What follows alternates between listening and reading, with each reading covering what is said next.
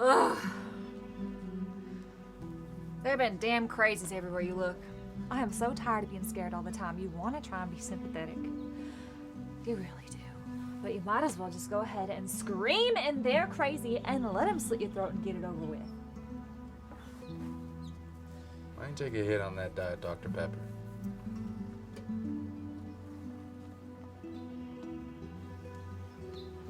You are so calm. You want tranquilizers or something? Sleepy time herb tea. Alright, hey, so what was this sudden emergency that made you miss my mother's funeral? No, nothing. Well, what happened? It's nothing really. Come on. Are you sure? Sure, I'm sure. Well, I was leaving for the drive down here. Hmm? And this sweet old poop I've been with nearly a year had a massive MI. It's a heart attack. I accompanied him to the hospital. You know, I don't want him to wake up and see strangers all around. His family don't care doodly squat about him.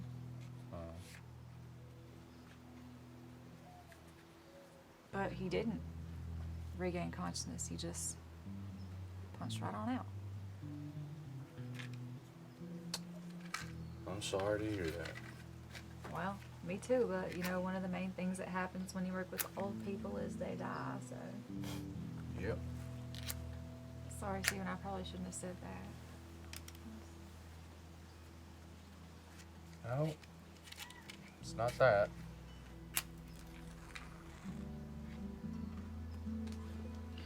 So,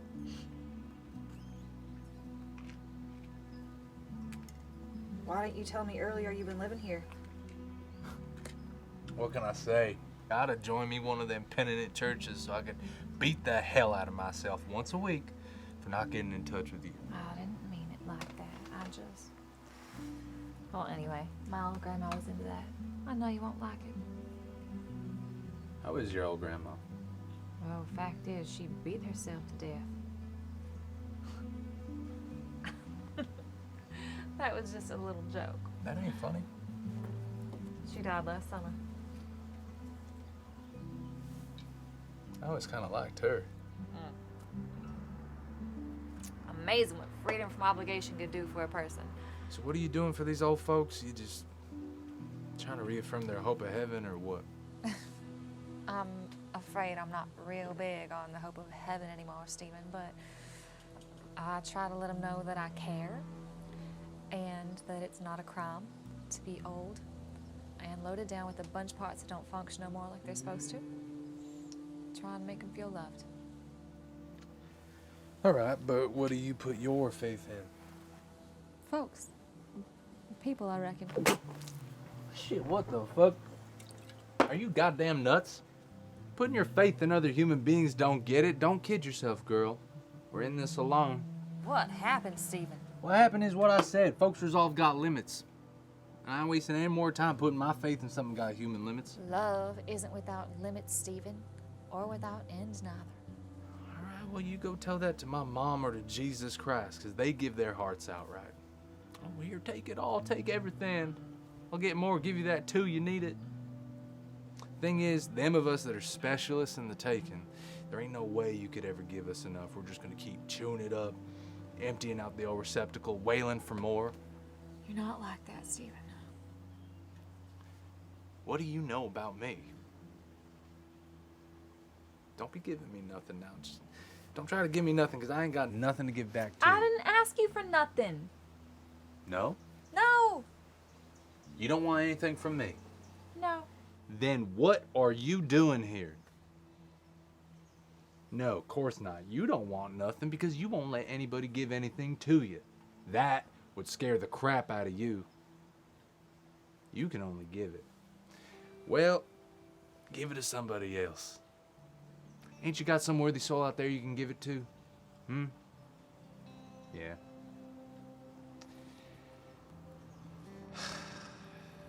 You got a fella? What? You heard me, fella.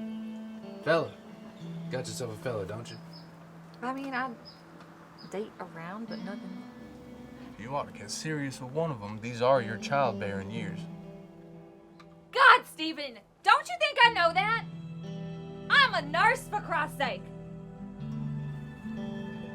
How am I supposed to get serious with some gink you're not serious with? Why would you even say something mean like that? I don't know. I guess I'm just a mean son of a bitch.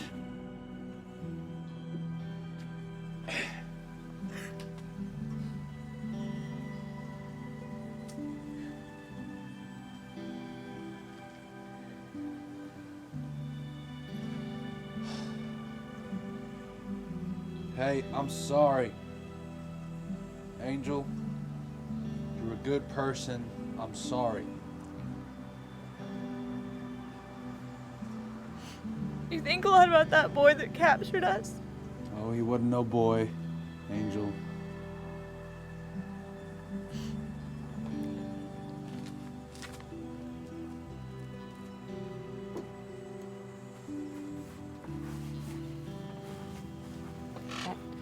That man then, huh? You think about him?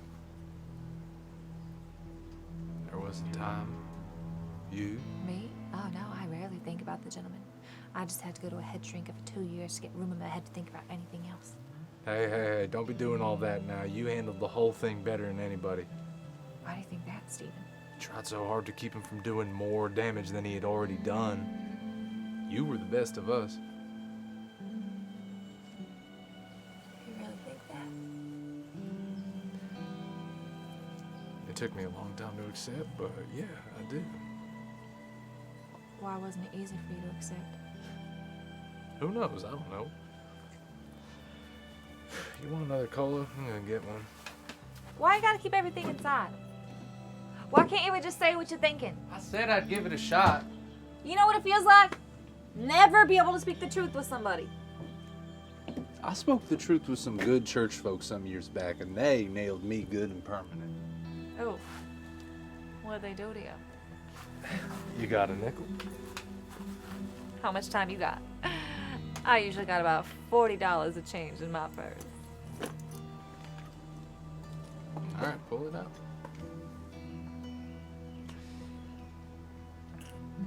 So, tell me about going to see this head shrinker.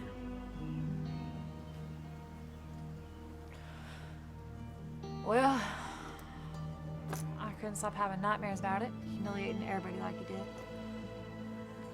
You know, especially when he had you on the floor. You came at him with the knife and he had that gun in your mouth.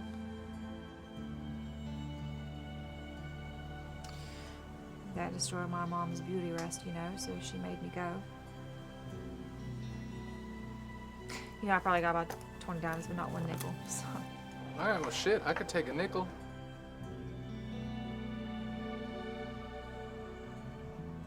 So what did he say? This shrink. Well, Stephen, he said, I was a little in love with that man. And, I was punishing myself for not hating him like I thought I was supposed to by reliving what happened. I felt sorry for him. Now, how come you felt sorry for him? I don't know. I guess all that stuff in all the papers and all over the news after the highway police killed him. Oh, I wish I didn't have to know all that. I mean, he had children. He abandoned them. He didn't give a hoot about those babies. Stephen, I just know he did. And he was a war hero. He wasn't no war hero. They actually said he was a captain in one of the most decorated divisions, so. Yeah, well, that don't make him decorated. How do you even know, Stephen Ryder? You're probably just jealous. I'm sorry, I didn't really mean it. Stephen, I didn't mean that.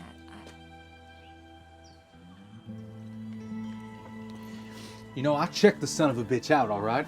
When I went into the service of my country, I asked around till I found out. What did you find out? Oh, hey, you know what? I'm really not interested in destroying no great romance between folks. I didn't want to feel what I did, Stephen.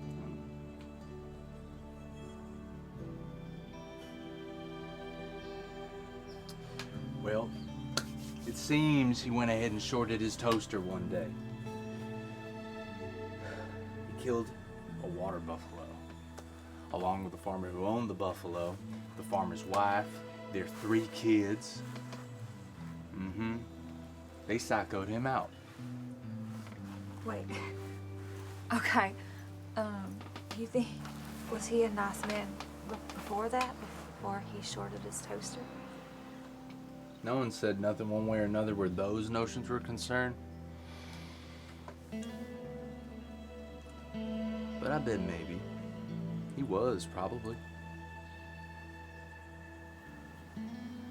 We were all sure surprised when you were recruited. Yeah, well, I didn't have much of a choice. 'Cause you had to find out about the fella. I had to find out about young Stephen Ryder. Oh, of course. That was real stupid of me, huh? What did you find out? I found out that men hate. They fill their women up with it, and together they poison their children. Lord God, men did a good job with that one. You know, I keep telling myself, we gotta quit hating. Just gotta give it up. But then I think, you gotta hate somebody, don't you? And if it ain't your own damn self, then who?